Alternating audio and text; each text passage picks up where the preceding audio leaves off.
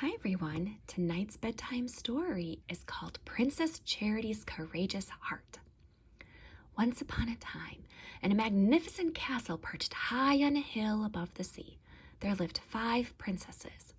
Their names were Joy, Grace, Faith, Hope, and Charity. They were blessed to be daughters of the king. This is the story of Princess Charity, the youngest of the 5 sisters. When she smiles, her emerald eyes sparkle with fun and a hint of mischief. She is the most fearless of the sisters and can often be found climbing trees or chasing foxes across the meadow. She often wears riding boots and knickers under her frilly gown, anticipating a daring adventure. One day, as Princess Charity finished grooming her horse, Daisy, a trusted servant approached her. "Is it fitting for a princess to be in the stables cleaning and caring for the animals?" he asked. "Would your father approve of this and your trips near the border of Sir Richard's land? Your sisters are always busy with royal responsibilities in the castle." "But this is my favorite place in the kingdom," Princess Charity respectfully replied, hugging Daisy's neck, "and I really love my adventures."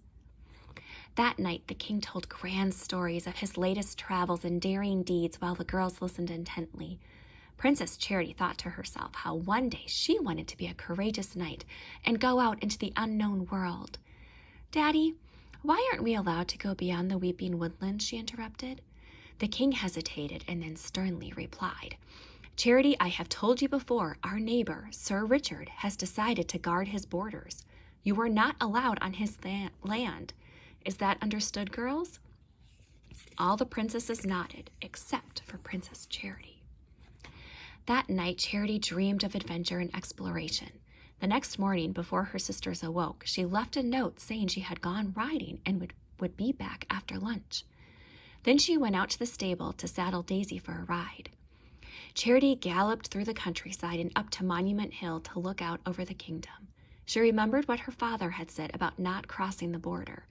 But surely she could look down by the creek that divided Sir Richard's land from her father's. While eating her picnic lunch, Princess Charity watched a young boy racing a horse and buggy along the dirt path that followed the creek. He was so close to Sir Richard's side. "He is going much too fast," she thought. Just then, his horse buggy's wheel hit a rock. The boy went flying through the air, landing motionless in a ditch. Princess Charity jumped to her feet with a muffled cry and whispered a prayer. "How can we help this hurting boy, God?" Princess Charity looked for someone to come to the boy's rescue. In the distance, she saw a nobleman's coach speeding down the path. "Oh, good Daisy, here comes help," she sighed with relief. However, the nobleman's coach passed by with only a short pause where the boy lay. "Oh no," Princess Charity thought in distress. "They didn't stop." Princess Charity wasted no time. She jumped on Daisy and rode down to the edge of the creek. As she approached, she saw a group of Sir Richard's soldiers charging down the path. Charity hid behind some of the boulders with a clear view of the boy. "Oh, thank you, Lord," she breathed. "Surely they will stop." But just as the nobleman had done, the soldiers whisked by without even a glance at the hurt boy. "Daisy, that's it! I must rescue him," Princess Charity declared, overcome with compassion. "But he is so close to Sir Richard's border. What if the soldiers return?" After looking both ways, Charity and Daisy bolted from behind the rocks.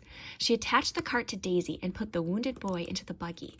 She gently wiped his face, then wasting no time, headed back to the castle.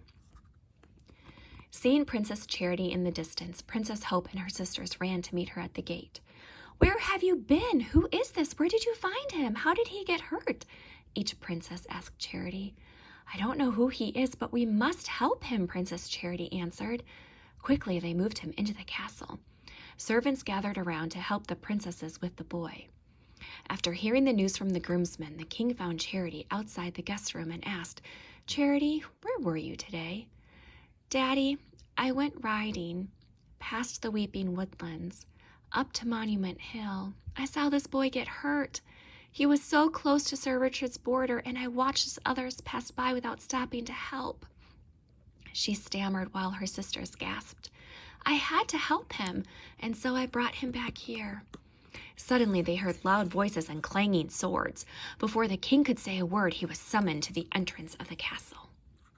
The king found the servants fretting as soldiers burst into the grand hall. Sir Richard was announced, and the king went to greet him. "Do you have my son?" Sir Richard thundered. "Your son?" the king repeated. "Yes, he was seen being brought here by one of your daughters.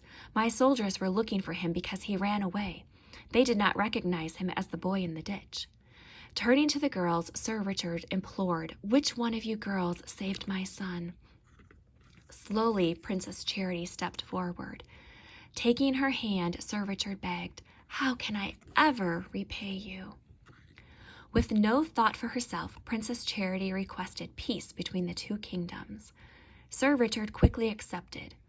Days later, Jack was well enough to go home. He promised to return to ride with Princess Charity another day. As they watched him ride away, the king smiled, turned to Princess Charity, and said, "Your heart was so kind and full of mercy for this young boy. I am so proud of you. Not only is he safe and well, but peace has returned between our two kingdoms." Taking her hand in his, he added, "And because of your courage, my sweet one, we have all been blessed with new friends." And here is a parable thought. I am Princess Charity. My name means giving, kindness, and brotherly love. Even though I want to be lion-hearted and adventurous, I may not always make the right decisions. My father always helps me see that showing love and mercy for those who are hurting and reaching out to help them is real charity in action. When I think back on my daring adventure to rescue Jack, I was frightened and unsure of what to do. In the end, I chose the charitable action and risked myself to save Jack, not thinking I would receive anything in return. I was rewarded with peace between our kingdom and Sir Richard's and a new friend. This story reminds me of a true story my sisters read to me out of the Bible. You can find it in Luke chapter 10, verses 30 through 37. Jesus tells us how to be giving and kind, investing whatever we have to help those in need. This is true charity and our calling. Jesus replied, "A man was going down from Jerusalem to Jericho. Robbers attacked him. They stripped off his clothes and beat him. Then they went away, leaving him almost dead.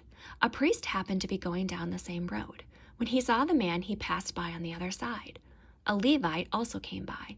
When he saw the man, he passed by on the other side too. But a Samaritan came to the place where the man was. When he saw the man, he felt sorry for him.